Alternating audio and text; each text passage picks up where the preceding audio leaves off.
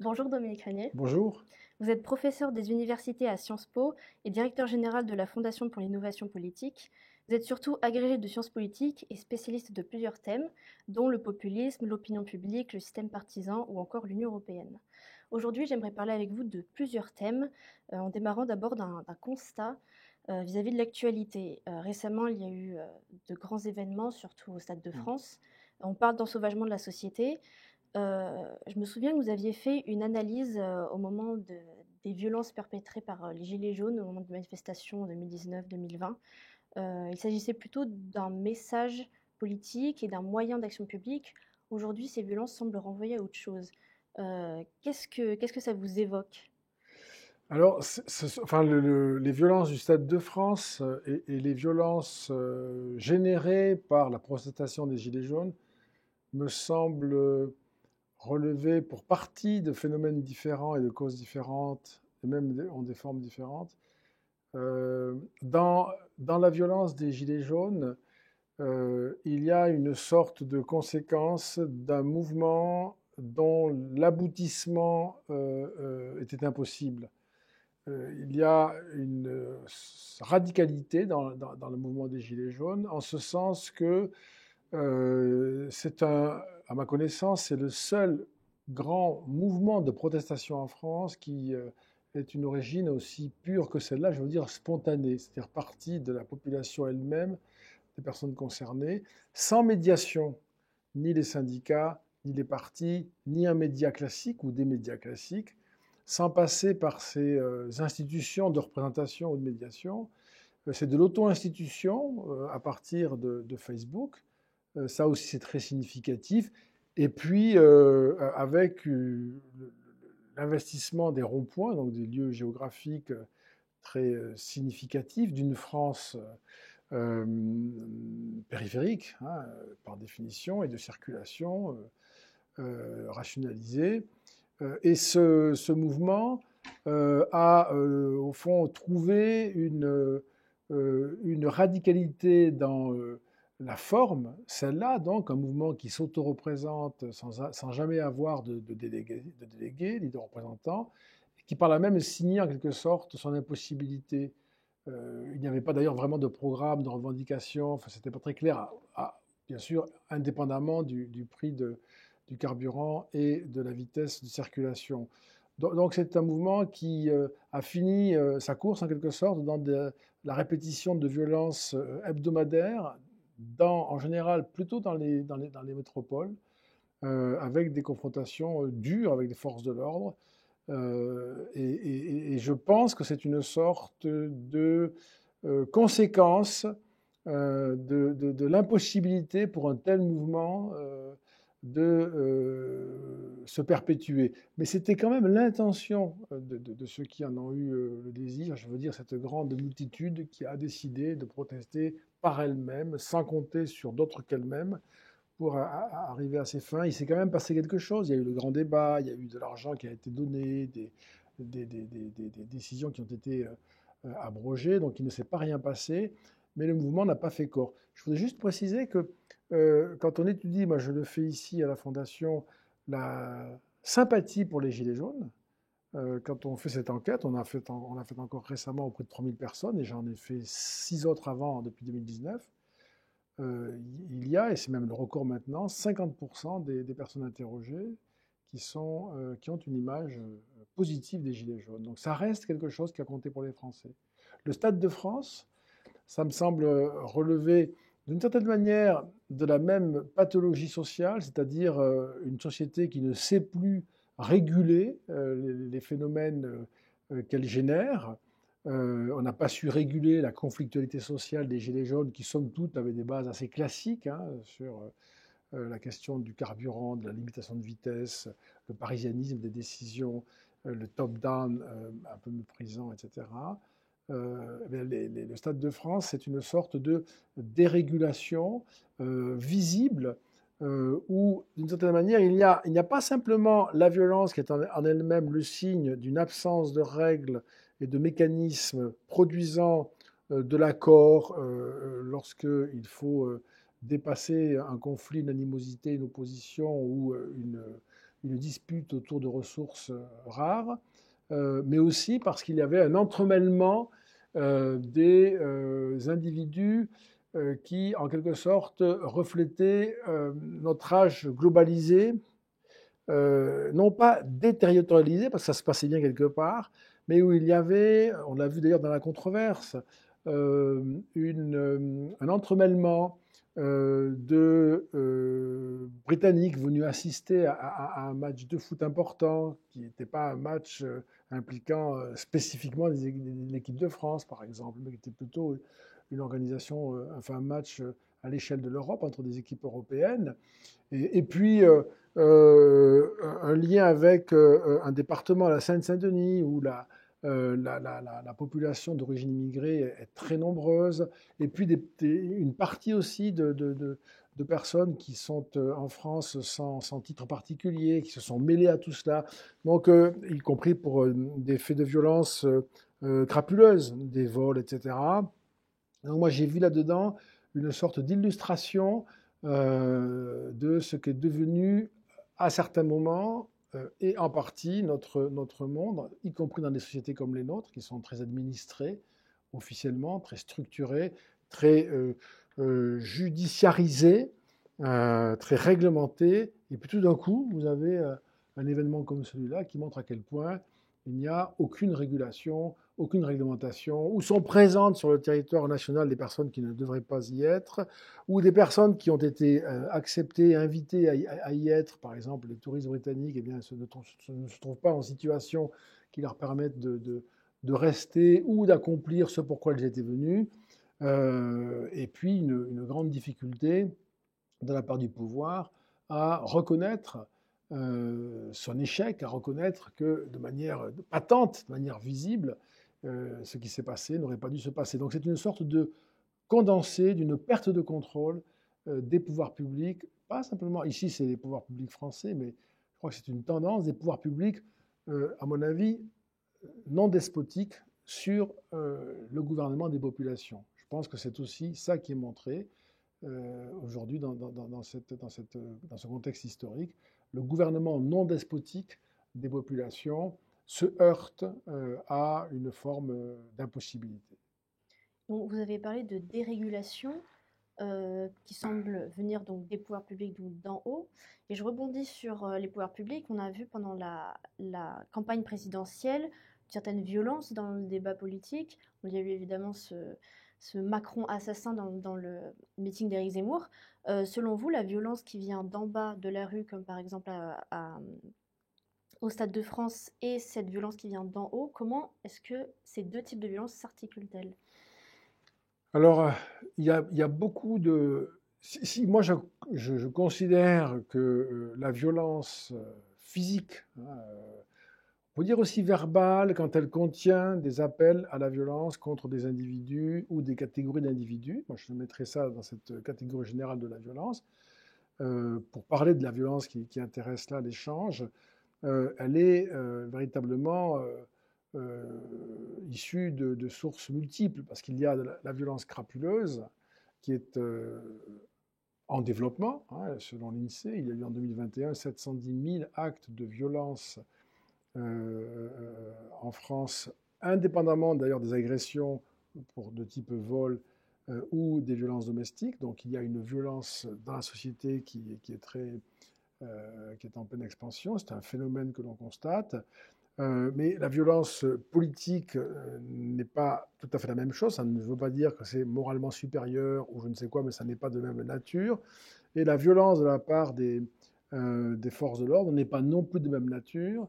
Même si on délivre une violence qui apparaît comme comparable dans son résultat, il y a des violences légitimes, des violences qui ne le sont pas, des violences qui ont une cause, qui poursuivent une cause, un but, qui peut être élevé malgré tout au rang de cause d'intérêt général, même si le moyen n'est pas acceptable. Et puis il y a des violences gratuites ou des violences purement criminelles. Donc ce sont des multiplicités de formes qui sont connues d'ailleurs, qui ne sont pas nouvelles. Par contre, ce qui me paraît plus contemporain, plus présent, c'est la difficulté qu'a le pouvoir de contenir ces violences, de les tenir dans des limites nécessaires, c'est-à-dire de ne pas être suffisamment performant dans sa gestion de l'ordre public pour empêcher non seulement le développement de ces violences, mais aussi, par voie de conséquence, de ne pas pouvoir dissimuler que ces violences se déploient. C'est-à-dire que c'était ça, à mon avis, aussi un aspect de la crise du Stade de France. Non seulement il y a eu les violences, mais le fait qu'on ait tenté de les dissimuler, en quelque sorte, ou de dissimuler la réalité du problème, ça a été un aspect de la controverse, et pour moi très symptomatique. C'est-à-dire que ce que voient les Français, puisque c'est le pays dont on parle ici, ce que voient les Français comme violence n'est pas suffisamment représenté dans l'espace médiatique, en tout cas moi je le crois. Il y a un déficit de mise en scène, de présentation, de représentation.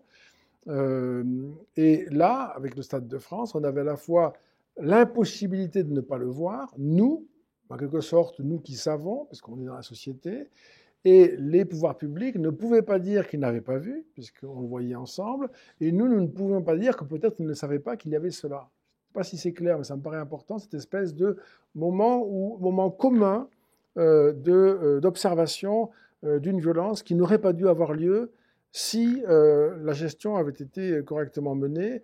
Et en réalité, l'écho puissant autour de cela, c'est lié au fait que c'est une sorte de condensé du sentiment que l'on a de ce que devient la société, dans un dérèglement de l'usage de la violence. Et de ce point de vue-là, on peut reprocher aux puissances publiques de ne pas tenir avec suffisamment de fermeté les individus ou les groupes qui sont dangereux ou qui sont violents. Une partie de la société peut reprocher aux forces de l'ordre d'utiliser des moyens violents ou excessifs, donc ça ce sont des controverses habituelles. Il y a d'ailleurs, on peut l'observer, une absence de consensus sur la légitimité de l'usage de la violence par l'État, ce qui est tout à fait étonnant, et c'est une sorte de radicalité là aussi dans l'interrogation qui signe un affaiblissement de l'idée de communauté et du lien social.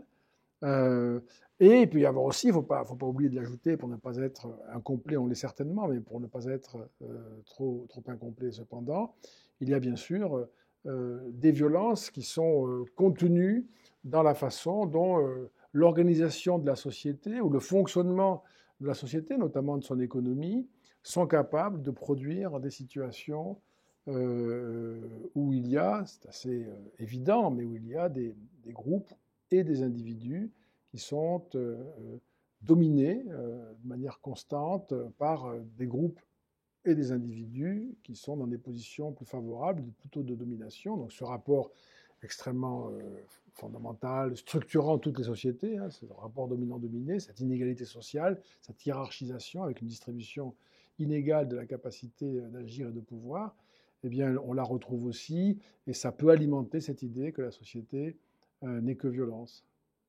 Tout à fait. C'est ce que je me disais également. Le thème de la violence est assez clivant. Il est repris très facilement dans le clivage gauche-droite. La gauche a tendance à dire que il y a également des violences sociales à l'origine de ces violences physiques, etc. La droite a tendance à davantage parler de carence de l'autorité de l'État. Par rapport à justement à ce déficit d'autorité, est-ce que c'est la source unique qui apparaît et à quoi est-elle due cette carence d'autorité? Pourquoi l'État revient sans cesse comme le seul et unique responsable? Je ne sais pas si s'il est considéré comme le seul et unique. En fait toutes ces violences-là sont des réalités, et je pense depuis toujours, depuis en tout cas qu'il existe des États, si on veut parler de l'efficacité de l'État. Et c'est tout l'intérêt d'une analyse complexe de la situation.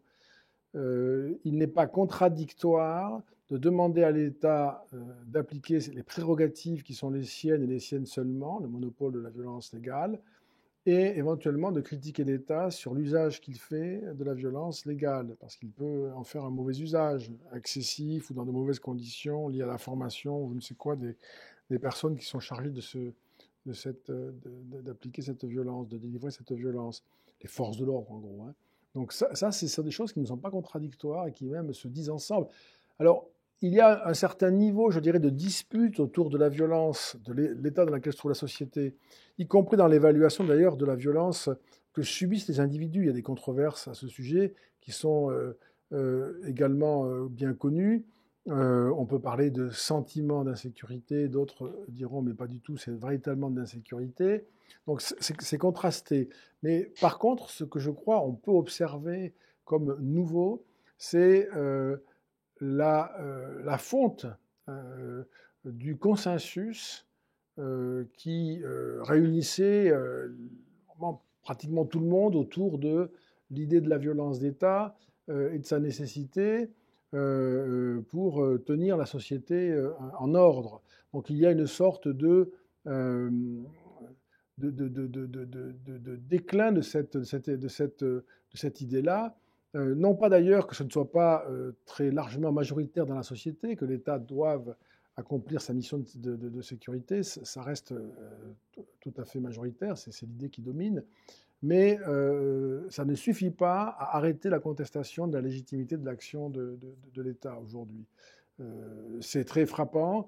Je crois que c'est lié à l'affaiblissement de la figure de l'État et de l'autorité qu'il devrait projeter. Au fond, il est obligé, l'État, de justifier la mobilisation de l'autorité dont il est capable, dont il est chargé d'ailleurs aussi, parce qu'il n'est peut-être plus en mesure de la projeter dans ce qu'il est. Il n'est peut-être plus en mesure, je ne dirais pas de la justifier, mais il ne fait plus autorité par lui-même. Il y a une contestation, pas par les personnes seulement de l'État, mais par la situation historique. Oui, quand on parlait du Stade de France, moi, ce qui me frappait beaucoup, c'était la dérégulation. C'est le monde contemporain, c'est-à-dire c'est la globalisation, l'interpénétration, l'espace public numérique, euh, les grands mouvements transnationaux, y compris d'ailleurs le réchauffement climatique, les grands courants culturels qui traversent, sinon la planète, du moins le monde occidental. Il y a beaucoup d'exemples comme ça, de sujets, d'enjeux qui signifient non pas la fin de l'État, parce que ce serait euh, à la fois péremptoire et puis outrancier de le dire ainsi, mais qui signifie quand même que l'État, dans beaucoup de ses prérogatives, n'a plus le dernier mot de toute façon, parce que nous sommes à une échelle désormais bien plus large, à tout le moins transnationale et sans doute globale. Donc c'est quand même aussi une sorte de reflet. Et j'ajouterais quand même ceci. euh, Chercher à provoquer l'État, y compris par de la violence, c'est peut-être même collectivement, d'une façon inconsciente, chacun à sa manière, une façon d'aller tester, en espérant que cela se manifestera, la réalité de la puissance de l'État. Parce qu'au fond, nous en doutons ça aujourd'hui. On peut ne pas douter de sa capacité administrative à contraindre. Ça, c'est l'État administration, c'est pas ce qui est le plus majestueux, je dirais. Mais dans l'État comme puissance souveraine, celle sur laquelle on compte encore inconsciemment, c'est-à-dire qu'il y a quand même une ressource, c'est l'État, et il va nous tirer de ce mauvais pas. On commence à en douter sérieusement parce que l'histoire est compliquée. Et d'une certaine manière, d'abord parce qu'il s'affaiblit, ça autorise davantage de violence. On prend un peu ses libertés, je dirais, face à un État qui est moins capable de réguler, de gouverner. Mais aussi, je pense, pour une partie des ressorts, c'est d'aller chercher le point de résistance pour se rassurer sur l'existence d'une puissance souveraine qui finirait par nous répondre durement, au fond, un peu comme on le souhaiterait, pour avoir la certitude que c'est bien résistant et que, oui, on avait bien raison de l'espérer, il y a toujours une puissance publique. Merci. En lien avec l'utilisation de l'autorité de l'État, j'aimerais qu'on s'attarde sur la différence entre les institutions de l'État et les acteurs politiques qui incarnent l'État, donc ceux qui pratiquent justement les institutions. Vous avez publié une tribune dans le journal La Croix en mai dernier dans laquelle vous affirmez que la résolution de la crise politique passe avant tout par une modification de la pratique des institutions et non par une révision de la structure institutionnelle en elle-même. Entendez-vous par là un retour aux pratiques des débuts de la Ve République? Je pense notamment à la notion de responsabilité. De Gaulle a démissionné au premier référendum perdu, quand on conserve aujourd'hui des ministres parfois très gravement accusés de faute. Oui, oui, ça fait partie de ça, en effet. Disons que il est évident que nous sommes collectivement dans une situation très compliquée. On peut dire que nous sommes dans une situation critique. Je ne peux pas dire de crise, parce que depuis votre naissance, on parle de crise, pratiquement depuis la mienne. Donc c'est quand même quelque chose qui pose un problème, que ce régime constant de crise. Mais là, nous sommes vraiment dans une situation critique, c'est-à-dire qu'au fond, il est bien possible qu'on ne trouve pas de solution heureuse à certains problèmes qui se présentent à nous. Par exemple, si on n'est pas capable d'alimenter les ménages en énergie, on fait des coupures où on augmente les prix de façon très forte, ce qui sont en quelque sorte des solutions, mais en même temps des solutions qui ne sont pas satisfaisantes, même si on peut comprendre qu'une solution emporte une forme de perte. On est peut-être au bord là, de ce qu'il est possible. Je trouve que quand on est devant des difficultés pareilles, comme la dette par exemple, on a l'impression, sincèrement ou tactiquement, dans le monde politique, on voit bien que c'est un problème d'institution. Il faut raccourcir le quinquennat, on l'a fait. Maintenant, le septennat a été raccourci au quinquennat, on l'a fait. C'était à l'époque une des causes de nos problèmes. Non, maintenant on parle de l'allonger à nouveau, de refaire un septennat. On se demande s'il ne faut pas supprimer telle institution, en créer une nouvelle. Ça me frappe parce que comme si la cause de nos problèmes était dans un mauvais agencement institutionnel, ce qui veut dire au fond que c'est une façon de se disculper soi-même. Ce n'est pas que je suis incompétent, ce n'est pas que je manque de volonté, ce n'est pas que je n'ai pas su m'y prendre, ce sont les institutions qui ne sont pas adaptées. C'est tout à fait... on peut ne pas exclure cette possibilité, mais encore faudrait-il quand même donner des éléments qui portent à le croire. Beaucoup de choses ont été faites en France avec ces institutions, et aujourd'hui, si on prend l'exemple de notre déficit public constant et de notre surendettement, qui me paraissent, en tout cas à moi, des problèmes vraiment très graves, je ne vois pas en quoi les institutions sont responsables. Peut-être l'élection présidentielle, parce qu'elle conduit à des surenchères récurrentes à chaque élection présidentielle, et qu'au fond, on a bien compris que nous n'étions pas prêts d'élire un président ou une présidente qui aurait pour programme, pour projet de mettre fin à ce déficit, que cette promesse-là serait à tous les coups un programme pour la défaite. Donc, il y a peut-être un problème institutionnel de ce type-là, mais à ce moment-là, il faut plus précisément dire, en l'espèce, l'élection présidentielle est devenue un problème, on pourrait songer à s'en passer. Sinon, je ne vois pas, on ne décrit jamais, hein, on décrit des projets de suppression ou d'institutions, de mise en place, mais on ne voit pas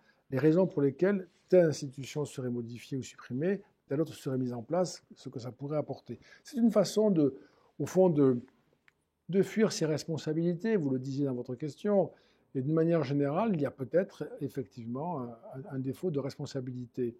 Mais je crois que c'est aussi un défaut collectif très problématique de refus de considérer la réalité de notre condition, notamment la rareté des ressources. Et comme vous le savez, dans un pays comme la France, en particulier, ça fait désormais longtemps que nous vivons sous ce régime-là, je veux dire cette idée que la ressource publique n'a pas à être rare, hein, et que l'on peut y recourir pour des raisons de plus en plus nombreuses et pour des montants de plus en plus importants, sans qu'à un moment donné, nous ayons des comptes à rendre à la réalité, c'est-à-dire le fait que rien n'est absolument disponible dans ce monde, et il faut bien sûr savoir mener une restauration, par exemple, de la dépense publique en la réduisant, réduisant le déficit, essayant de désendetter le pays. Si on dit cela, ce qu'il me semble on devrait finir par dire et même peut-être par faire, par la force des choses, je veux dire, eh bien, ça emporte des décisions que les politiques ne veulent pas assumer. Des décisions désagréables à énoncer, encore plus désagréables à faire admettre. Et il y a, chez nos politiques, c'est assez peut-être banal et naturel, mais ça reste un problème, il y a soit la volonté à toute force d'être réélu, qui suspend en général l'effort authentique, soit, quand on ne peut pas être réélu, la volonté d'être aimé. C'est une des caractéristiques de notre système, je trouve, cela, parce qu'il y a cette élection présidentielle. Et le constat semble être le même. Quand je parle de constat, justement, cette confusion entre responsabilité des institutions, responsabilité des acteurs, ce constat semble être le même vis-à-vis de l'abstention. On s'en affole assez fortement, mais brièvement, sans trop en savoir les causes. Selon vous, justement, quelles sont les causes de l'abstention? Enfin, et comment lutter si ce n'est pas en réformant le système? Oui, vous avez bien raison de dire que l'abstention, on s'y intéresse peu de temps. Il est même arrivé qu'on ne s'y intéresse pas du tout, malgré des niveaux très élevés, des niveaux records. Ça m'avait beaucoup frappé, moi, municipal de 2020. Euh, Là, à ce niveau d'abstention, quand même, pour toutes les élections désormais, y compris pour l'élection présidentielle, la situation devient très grave. Et ça signifie indiscutablement qu'il y a une forme de sécession civique, que une part prépondérante des électeurs, aux législatives, c'était plus de 50%, on s'en souvient, proportion encore plus haute aux élections régionales, départementales et municipales. Je parle du second tour de 2020, qui était hors Covid, hors confinement. Donc, et ça avait commencé en 2014 déjà, municipal 2014, donc avant les pandémies. Donc il y a bien un phénomène de ce type qui est constatable partout dans le monde démocratique, mais qui est très marqué en France, alors que nous étions plutôt participatifs. Donc là, c'est quelque chose qui signifie que nous sommes devant une menace colossale d'effondrement du lien civique. Ça n'intéresse plus, ou bien c'est un rejet. L'indifférence, le rejet, la protestation, l'incompréhension, tout se mêle ici. Et il est évident que les pouvoirs qui sortent de telles élections sont des pouvoirs affaiblis, aussitôt, qu'on le veuille ou non. On peut bien dire ceux qui n'ont pas voté n'ont pas le droit à la protestation. Ben si, ils l'ont quand même. Et quand ils sont mécontents, de toute façon, ils le diront. Donc là, il y a une fragilisation de tous les pouvoirs et de leur légitimité. Donc ça ne fait qu'amplifier le problème, un peu comme une boule de neige qui grossirait en roulant. Euh, alors, il y a plein de raisons à l'abstention. On en connaît beaucoup assez bien. La malinscription, le désintérêt, le niveau culturel, le niveau d'information, l'éloignement d'eux, la situation familiale, enfin bref, il y a plein de choses comme cela qu'on peut. L'opposition idéologique au vote qui a toujours existé, mais pour une petite minorité bien sûr. Et puis, il y a des éléments qu'il faut chercher ailleurs. Donc, outre ceux qui pourraient être listés, qui sont des éléments classiques, moi, je pense qu'il faut intégrer au centre la défiance des gouvernés à l'égard des gouvernants, qui a pour motivation principale le sentiment de gouvernants incapables. C'est-à-dire, ils ne délivrent pas ce pourquoi nous les avons désignés. Ils n'y parviennent pas. Ils parviennent à faire campagne, ils parviennent à être élus, mais très vite, il se passe tout à fait autre chose que ce qu'ils avaient annoncé, et ils sont obligés de reculer sur des projets qui étaient des leurs, pour lesquels ils ont été élus. Et puis, de manière générale, ils ne parviennent pas à améliorer la situation. Et donc, je crois que c'est assez, là aussi, c'est toujours un peu le même soupçon de ma part sur ces façons de voir les choses, c'est assez cocasse de voir des élus issus d'élections de moins en moins participatives se dire, au fond, si on changeait les institutions pour que l'abstention ne soit plus un problème. C'est ça que ça veut dire, non pas pour résoudre l'abstention, mais pour qu'elle ne soit plus un problème. Par exemple, on vous dit, ça me paraît être une fausse route complète, on va faire du délibératif, on va faire des conventions citoyennes. J'en vois l'intérêt du point de vue de l'étude du phénomène d'opinion, j'en vois l'intérêt du point de vue de la concertation, y compris l'intérêt pour soumettre à des parlementaires, mais à eux seulement, les résultats d'une telle délibération, voire qu'ils pourraient d'ailleurs y assister eux-mêmes.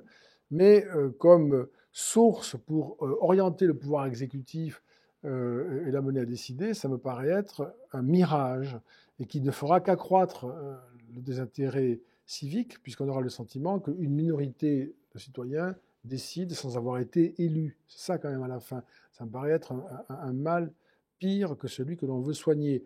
La vraie raison, elle est pas facile à régler, mais elle est assez facile à identifier. La raison principale, je le crois, moi, c'est l'incapacité qu'ont les politiques de justifier l'importance de l'acte électoral par l'efficacité de leur politique. Et une réconciliation civique qui ne peut se faire qu'autour d'un pouvoir qui, enfin, serait capable de délivrer ce que l'on attend de lui, c'est-à-dire les grands services publics, les grands équilibres, la maîtrise du corps social, la régulation efficace, qui aujourd'hui, presque en tout domaine, semble, du point de vue de l'opinion, faire défaut. Et avec le phénomène de l'abstention, il y a également le phénomène de la recomposition du paysage politique. Parmi les Français qui se sont abstenus, beaucoup disent qu'ils ne se sentent pas représentés, alors qu'il y a une pluralité de partis. N'arrive-t-on pas à la fin de la démocratie majoritaire? Enfin, pourquoi est-ce que, même s'il ne faut pas forcément toucher aux institutions, essayer simplement de passer au système proportionnel comme la plupart des pays européens?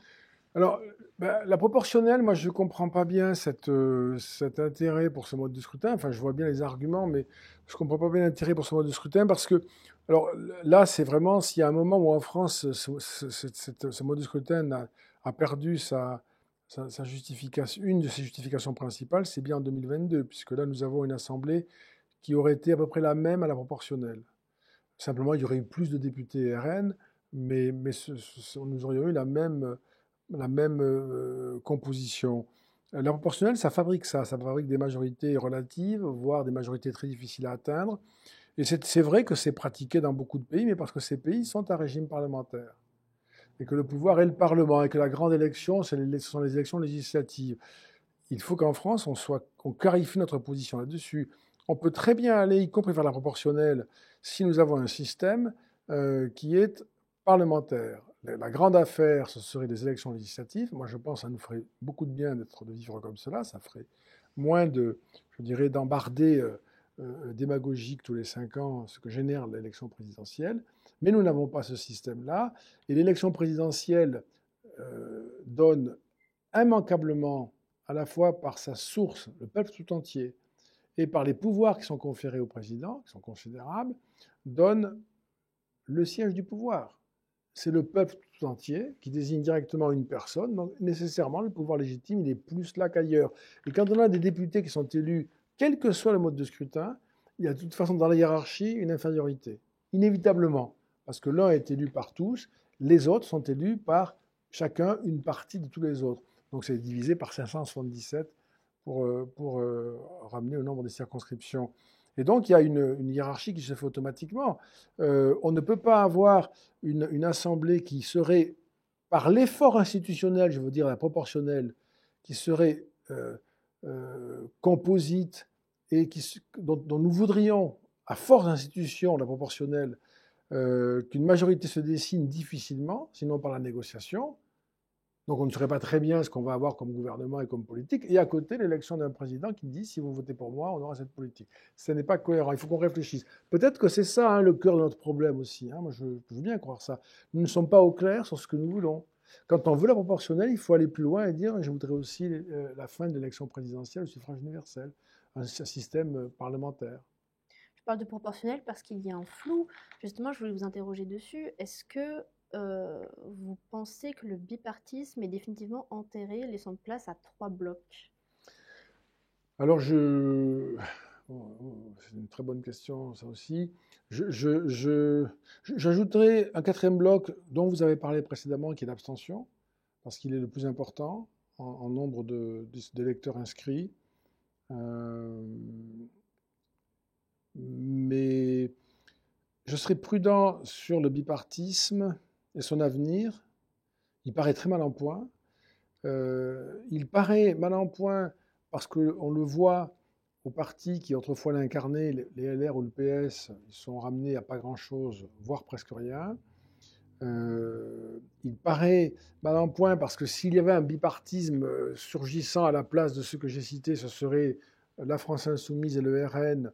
Et là, on voit mal comment on peut obtenir ce jeu qui vient du bipartisme, qui est l'alternance possible entre des formations de sensibilités différentes, mais là, deux formations de rupture de type populiste ne pourraient pas fonctionner dans une alternance qui serait efficace, utile, parce que les à-coups seraient si grands que le système ne résisterait pas et que l'Europe ne nous comprendrait plus. Donc il y a peut-être provisoirement une sorte de tripartisme avec deux formations de type populiste ou radicale, et puis une formation centrale et centriste, centrale peut-être plus que centriste, qui serait vouée à gouverner tout le temps en fait. Parce que c'est ça, c'est ce qui s'est passé en 2017, c'est ce qui s'est passé en 2022, c'est la reconduction d'une personne issue du groupe central, modéré, rationnel, réformiste, pour ne pas avoir au pouvoir des partis dont on craint la radicalité, le côté antisystème et le risque de faillite.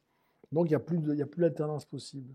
Ça nous ramène au premier temps de la Ve République, où en gros, comme la gauche était opposée à la Ve et à l'élection du chef de l'État au suffrage universel direct, on a eu le sentiment jusqu'en 1981 que, grosso modo, la Ve était faite pour la droite. Et que la gauche n'y avait pas sa place parce qu'elle était en quelque sorte anti-système par le fait qu'elle s'était opposée à la Constitution comme à l'élection du chef de l'État. En 81, le pays a montré que c'était différent, que ça pouvait être différent, non sans conséquence.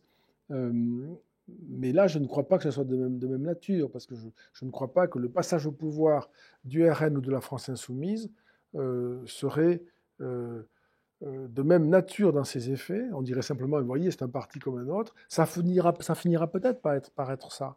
Il est possible que le RN, avec ses 90 députés, je pense en particulier au RN, parce que pour toute une série de raisons, il me paraît être mieux placé que la France insoumise, notamment pour son rapport de compréhension avec une bonne partie de l'opinion sur des thématiques comme la sécurité, l'immigration, l'intégration, etc. Donc là, je pense qu'il est plus en phase avec l'opinion. D'ailleurs, le score de Marine Le Pen est supérieur à la présidentielle comme aux législatives. Il faut la NUP pour montrer que, je dirais, quelque sorte de ne pas permettre de voir que le RN est loin devant la France insoumise. Je dirais, voilà, à moins que ce parti-là soit en voie d'institutionnalisation et finalement parvienne au pouvoir pour se normaliser, mais ça paraît quand même encore difficile. Nous ne pouvons pas avoir d'alternance, ou bien c'est le risque de l'aventure, en particulier à l'échelle européenne et pour l'euro. Et nous-mêmes, les Français, nous sommes attachés à l'euro, donc on ne veut pas le jouer sur le tapis. Donc c'est comme une absence de choix, du coup. Du coup, c'est une crise de la démocratie, et voir le sentiment que la démocratie, ça ne sert à rien, et abstention. C'est une des causes de l'abstention aussi, évidemment.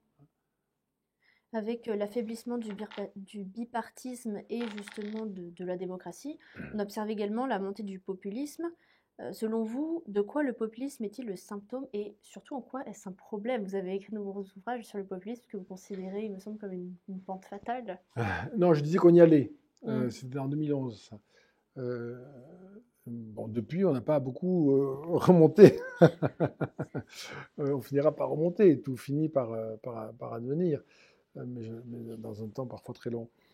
Moi, je crois d'ailleurs que, ça n'est évidemment pas par hasard que vos questions apparaissent les unes après les autres, parce que je crois qu'il y a un lien profond entre la difficulté que nous avons à réguler la société, la gouverner, les difficultés réelles, difficultés manifestes, elles se voient, nous le voyons, nous le constatons, le doute qu'il y a sur la capacité des pouvoirs publics, puisqu'on constate leur impuissance ou leur faiblesse, des formes de protestation qui émergent, comme pour essayer de provoquer une réaction, les gilets jaunes, l'abstention, ou des formes de violence inorganiques, chaotiques.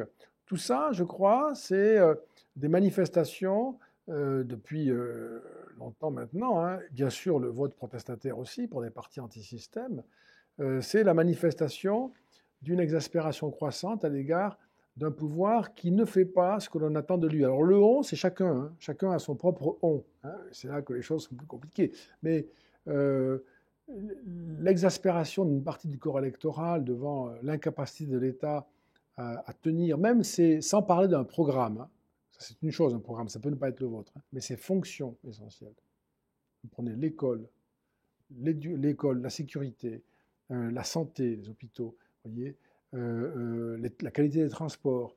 On prend des grandes fonctions qui, dans l'esprit public, sont des fonctions qui incombent à tout État, à toute majorité, c'est le b.a.-ba de l'État. Ça marche moins bien ou ça ne marche pas bien, ça génère un sentiment d'animosité, d'incompréhension.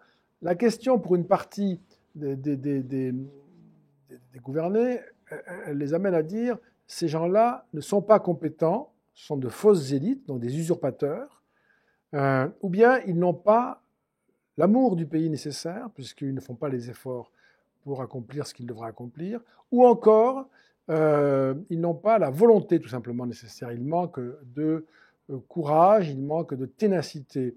Et tout ça, ça amène peu à peu à se tourner vers des profils qui, au contraire, eux, on ne sait pas quelles sont leurs compétences, mais en tout cas, investissent de manière radicale la figure de la volonté. Moi, j'aurai la volonté. Vous le savez, puisque je suis comme vous. Je viens de vous, je suis... Voilà. Et donc, cette façon, c'est un trait fondamental du populisme que cette affirmation pour les entrepreneurs politiques qui investissent ce registre et ce style, l'affirmation d'être la volonté qui fait défaut à ceux qui gouvernent jusque-là. Moi, la volonté, je l'aurai. Moi, l'amour du pays, je l'aurai bien plus que je ne suis pas apatride, je ne suis pas cosmopolite, je ne suis pas globalisé, je suis d'ici, mes racines sont là, etc. Et donc j'aurai cette volonté, je suis au milieu de vous. Et la compétence du point de vue du populiste, je n'ai pas à vous la prouver, puisque la compétence, c'est vous qui me la donnerez. C'est vous qui me direz, voilà ce que l'on veut faire, y compris par référendum, et comme vous l'aurez décidé, nous le ferons. Donc la compétence disparaît. C'est pour ça que ce n'est pas une bonne idée, j'ai souvent remarqué ça, d'opposer aux populistes une sorte d'examen un peu à la Sciences Po, où on fait passer le grand oral et on dit, voilà, ça c'est pas cohérent, là c'est faux, là c'est pas possible, là c'est contradictoire. Ça n'est pas un argument qui pèse, parce que la compétence du populiste, elle est dans la puissance de la souveraineté qui le porte, souveraineté populaire, et donc ça doit emporter tout. Dans la réalité, ça ne marche pas comme ça, hein, mais c'est la perception évidemment magique que le populiste peut faire valoir. Et puis, c'est une forme de politique qui contient en elle-même, et c'est là la grande difficulté de l'analyse politique, contient en elle-même un appel au peuple. C'est pour ça qu'on dit le populisme. Bon. Et on ne peut pas considérer que l'appel au peuple soit en lui-même autre chose qu'une idée démocratique. Et donc, le populisme porte en lui une espèce de promesse démocratique. Je crois qu'il est, d'ailleurs, on le retrouve dans tous les systèmes politiques. C'est très rare qu'un système politique dise on se soucie pas de ce que pense le peuple, de ce que veut le peuple. On peut dire on sait mieux que le peuple ce qu'est son intérêt, au nom de la religion, au nom de la raison, au nom de l'idéologie, ou je ne sais quoi, mais c'est très difficile de dire on ne se soucie pas de ce que vous souhaitez. Donc il y a toujours cette idée-là. Mais dans la démocratie, c'est on va vous demander de l'exprimer, de le formaliser. Et donc le populisme, qui est amateur de référendum, de consultation, de RIP, de RIC, etc., surjoue cette évidence qui est que je suis le plus démocratique, puisque non seulement vous allez m'élire, mais ensuite vous allez décider ce que vous voulez que je mette en place. Alors justement, les populistes ont tendance, en se repliant sur l'amour du pays, de la patrie et en développant le nationalisme, à cultiver une défiance vis-à-vis de l'Europe, tandis que les centristes sont plutôt europhiles. Donc souvent, la question de l'Europe est liée justement à ce combat populiste ou centriste. Comment justement penser l'Europe comme une réponse à la montée du populisme et surtout comment conserver malgré tout une souveraineté nationale. On pense souvent justement à ce conflit de souveraineté. Oui, vous avez bien raison, c'est pas simple de répondre à vos questions. D'abord, sur le premier point, on a dans le populisme, même si je vais vite, mais on a une dimension démocratique, c'est-à-dire c'est un démos qui devient un sujet politique. Mais il y a aussi une dimension ethnique. C'est dans l'expression la plus radicale, c'est une race. Alors, sans aller jusque-là, dans l'intensité de l'énoncé, mais ça a existé et ça existe encore dans le monde, il y a l'idée, nous sommes une communauté naturelle, fabriquée par l'histoire.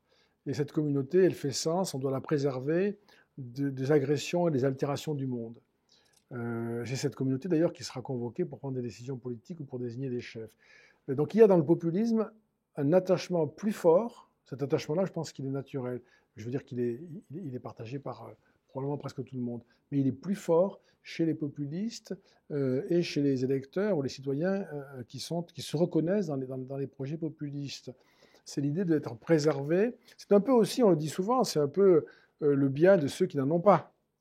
Dans un monde agité, dangereux, globalisé, typiquement, eh bien, la patrie, son pays, on est chez nous, faisant la fameuse formule, c'est la communauté, le Heimat, la communauté familiale, la communauté chaude, à l'intérieur de laquelle on sera protégé par les nôtres qui nous reconnaissent comme un des leurs. Donc ça c'est quelque chose qui est anthropologique, à mon avis, et seules des élites très sophistiqués peuvent avoir une existence heureuse en étant complètement émancipés de ça. C'est pas impossible, mais c'est une petite partie des individus qui arrivent à vivre comme ça. La plupart d'entre nous, sur la planète d'ailleurs, a besoin d'une communauté chaude et forte de solidarité, d'une forme de grégarité.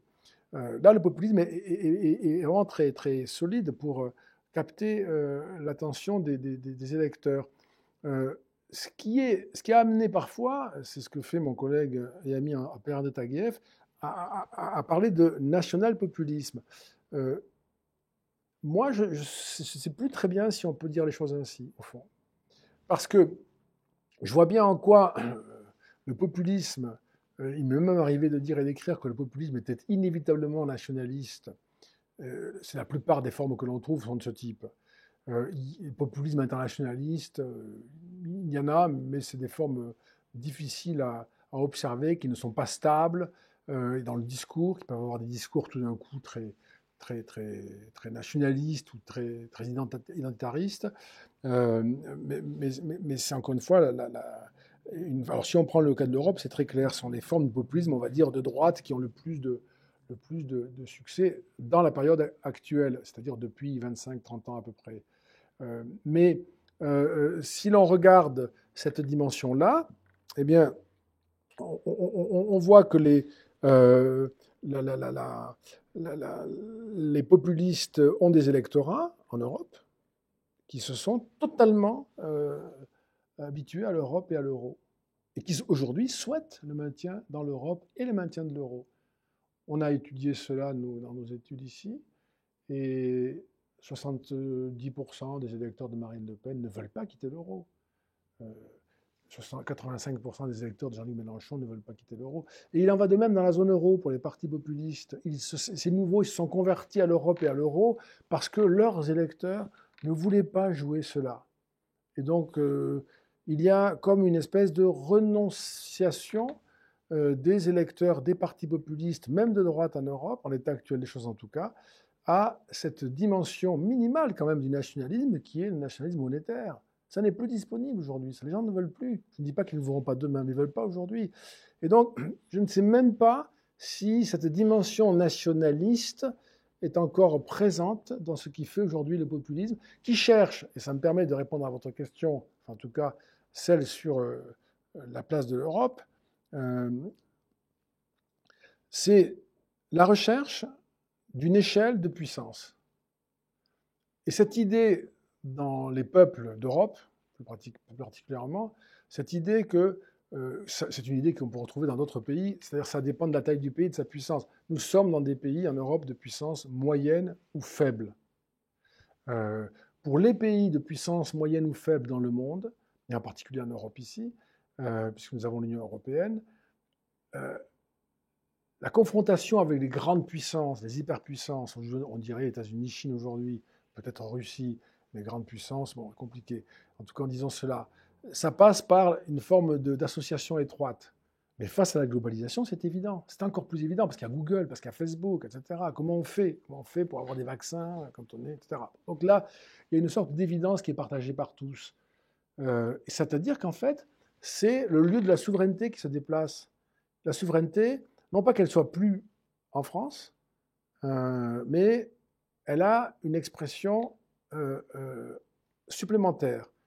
La souveraineté, elle est aussi européenne, elle n'est pas que française. La puissance publique, elle est aussi européenne, elle n'est pas que française.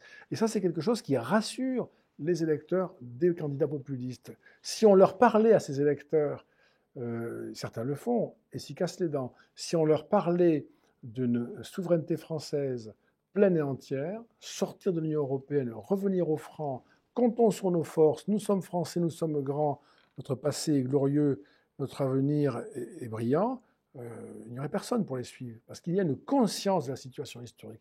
Et donc c'est un populisme d'un nouvel âge, dans lequel nous sommes aujourd'hui, qui n'est pas capable, qui n'a pas la capacité de s'émanciper de ces formes complémentaires, je ne dirais pas alternatives, mais complémentaires à la souveraineté nationale.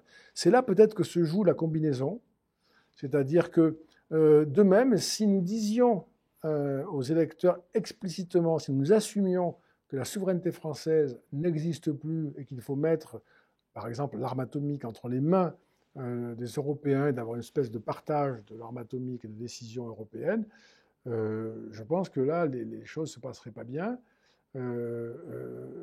Inversement. Donc ces deux formes de radicalité sont renvoyées dos à dos.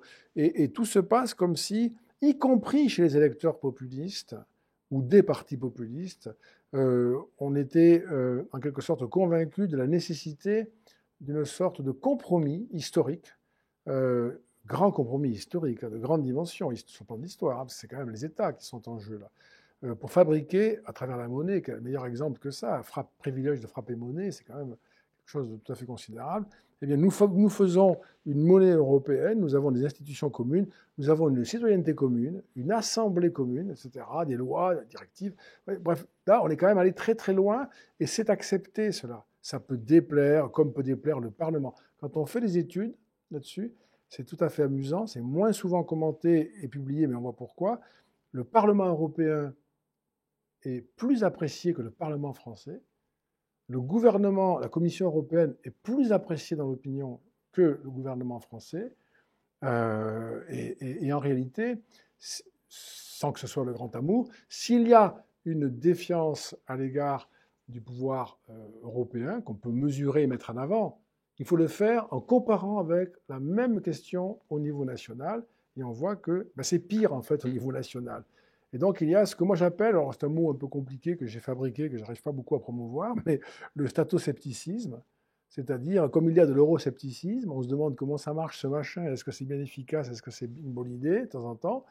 Et bien, le statoscepticisme, c'est est-ce que mon État, qui est bien le mien, bien de chez moi, etc., est-ce qu'il est capable de faire face à ces grandes difficultés, l'approvisionnement en matières premières, la maîtrise des prix sur le marché mondial de l'alimentation, les big tech, les biotechnologies, j'en passe et d'autres. Non, les gens considèrent que non, que ce n'est pas raisonnable. C'est peut-être désolant, mais c'est comme ça. Donc là, pour le coup, c'est un effet de la réalité qui a pénétré les esprits et qui contraint beaucoup l'action des populistes. Et pour conclure, car il nous reste peu de temps, est-ce que toute cette tension, on a parlé de violence, on a parlé de crise de la représentativité, de souveraineté, est-ce que toute cette tension ne serait pas due à une fragmentation de la société, due au fait que la France serait multiculturelle? Jean-Luc Mélenchon parle de créolisation. Qu'est-ce que vous en pensez?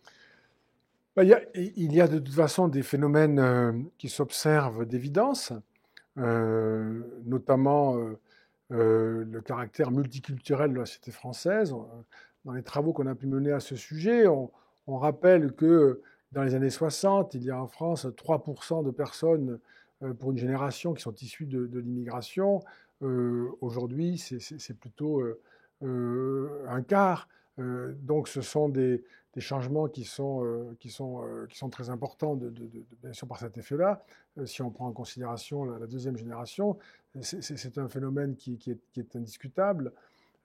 Maintenant, ce sont des processus qui sont récents et qui, sur la durée, peuvent aussi se modifier. C'est-à-dire que moi, le caractère multiculti, comme disent les Allemands, avec Angela Merkel qui parlait comme cela, le multiculti, c'est aussi bien une étape dans laquelle nous sommes, nous, aujourd'hui, c'est-à-dire des arrivants qui peu à peu vont être intégrés dans cette société-là et qui vont se retrouver depuis leurs fonctions, ouvriers, cadres, etc., dans un monde qui par ailleurs bouleverse le système de production, bouleverse les métiers, bouleverse les formations, vous le savez bien.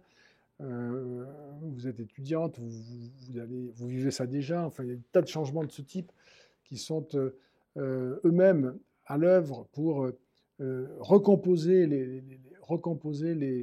différences et même les divisions.